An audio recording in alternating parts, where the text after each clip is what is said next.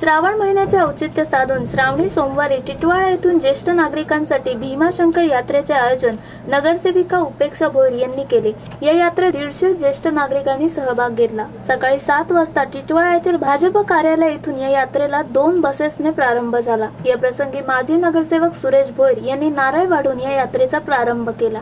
त्यांनी 1111 बेल वाहण्याचा संकल्प केला होता। त्यानुसार 1111 बेलाची पाने घेऊन यात्रेकरूंनी हा संकल्प पूर्ण केला। यांसोबत शक्तिवान भोईर यांचीही यात्रेमध्ये उपस्थिती होती। महाराष्ट्रातील दुष्काळजन्य परिस्थितीत जाऊन पाऊस भरपूर पडू दे अशी मागणी भीमाशंकर या तीर्थक्षेत्री या सर्व भाविकांनी केली। Bureau report, India TV news. गेली 4 वर्ष भारतीय जनता पार्टी सतत या मांडा टिटवाळ्याचा विकास कामांसाठी तर सतत प्रयत्न करत आहेत आणि त्या विकास कामांबरोबरच सतत आम्ही समाजोपयोगी कार्यक्रम देखील राबवतो।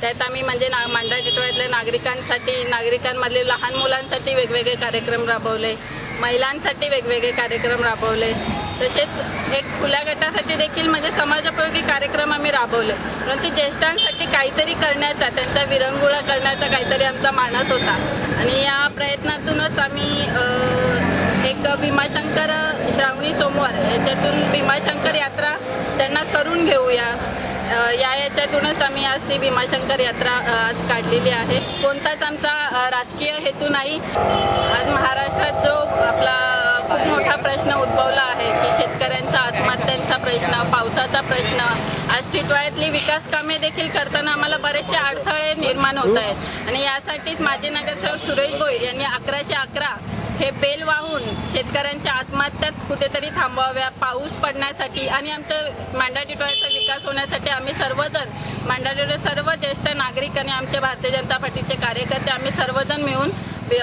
महादेवाला साकडे घालणार आहोत।